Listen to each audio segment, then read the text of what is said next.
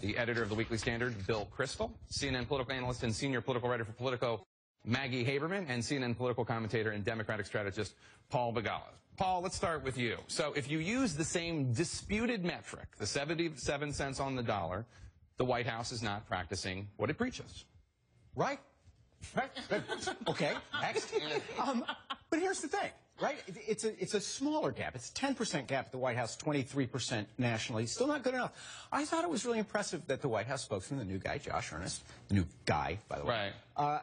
That he wasn't defensive. He said, yeah, actually, we have some work to do. What I like is that at the highest levels there are, and Michelle had a couple of them in her piece, the communications director, Jennifer Palmieri, is a woman. When there's national security issues, he turns to Susan Rice, a woman. He put two outstanding women on the Supreme Court. So I think he's got a solid record on this. But I think, you know, fair is fair. I mean, if you're going to use that kind of a gross statistic, people are going to use it on you. Bill? It's an idiotic, false statistic. Now it's come back to bite the White House a little bit, so that's amusing, but it's basically meaningless. But, I mean, it's depressing, the thought that this president, this White House could be engaged in such a war on women. I know that Maggie's upset about it personally, you know. I mean, think of Obama, Biden, Kerry, Hagel, McDonough, all the really senior jobs, Jack Lew, the Treasury Secretary, Eric Holder, the four class, famous cabinet positions, State Defense, Justice, and because my Treasury? Treasury, right? I can't remember the cabinet agency. All men, the president and the vice president, and he got rid of her, you know. Right? So I mean, that's all. I'm outraged about that. Why isn't Hillary still there? What we need is a woman in the Oval Office, I think, is what you're saying, Bill.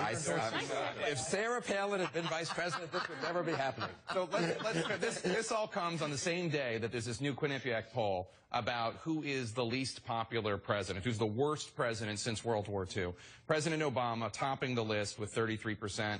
George W. Bush coming up a strong second at 28%. Richard Nixon only in third place with 13%. Now, to be fair, the last time the Q poll tested for this was 2006, and President Bush was #1. It seems like being president is an easy way to be called the worst president since World War II. But this does seem to reflect the unpopularity President Obama is facing right now. Yeah, I think if you look at President Obama's actual poll numbers, they're not great either. So as you say, this is not really a surprise. I'm mostly curious about Richard Nixon coming in at a distant third, not even a close third. I would love to know the average age of the people who are answering this question. What do you think is behind that? We were talking about that during the break a little bit. I mean, is it just the Nixon people are pushing a certain renaissance of him, a reconsideration, or is it just absence makes the heart grow fonder? Or just the truth wins out. He was a pretty good president. He was a pretty good president. He was the first person I voted for in November '72, and I'm still proud of voting for Nixon over McGovern. So I'm proud that the American people are so sensible that by 2.5 to 1 more. 20% more of them think President Obama is the worst president than Richard Nixon.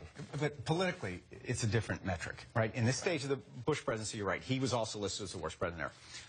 His favorables, job approval rather, his job approval was in the mid-30s and dropping. It hit a low of 25. President Obama, I looked today, the last 12 months, he's never been below 40 or above 45. He's cruising in a very tight zone. Not great, but not certain death. I mean, in '06, I was helping run campaigns. All we did was run pictures of Bush and the opponent. Obama's not popular in some of these red states, but it's not the kind of disaster that it was for Bush in '06 at all. One thing that was interesting in the same poll was the question about would we be better off, would the nation be better off if Mitt Romney had won? 45% said yes, we would be better off. 38% said no, we'd be worse off. Not a huge surprise to me, given that 47% of the country voted for Romney. But this does seem to be putting a spring in the step of some Romney aides who are actually looking for him to run again, Bill. Oh, God. No, that's not the right conclusion. How do you spell if? Just for the transcript. Right conclusion to draw, though, and I think Paul was getting to this in indirect ways. Look, it helped the Democrats so much to be running against Bush, not just in '06 and '08, but in 2012. I mean, that was a key part of the Obama campaign. Do you want to go back to the bad Bush days? And in fact, one of Mitt Romney's failures was not to have enough of a forward-looking agenda that it allowed President Obama and Bill Clinton, remember, at the Democratic Convention, to say basically the alternative to Obama is Bush. It's very good for Republicans that President Obama is more disfavored, honestly, than President Bush. It's just kind of a pure snapshot of where do the two parties stand, and it's slightly good for Republicans, I think. Well, what are you hearing from Romney people today and from Republicans? Are they actually legitimately excited about this? We should say, this is better than McCain was doing at this point in the first term. I mean, it's not an unimpressive number, although, again, 47% voted for him. Right, and as you know, there is an ongoing sense among Romneyites and Romney supporters that the country really got this wrong, that he should have been president, he should have won. There remains anger about it. The vast number of Republican donors, operatives, elected officials do not think Mitt Romney should run again. They do not think that he ran a very good campaign for some of the reasons you just said, and for reasons of his own, that he was just not a great candidate on the stump. We should say we were just showing a little picture of him of just a couple hours ago endorsing Scott Brown running for Senate from he used to be from Massachusetts.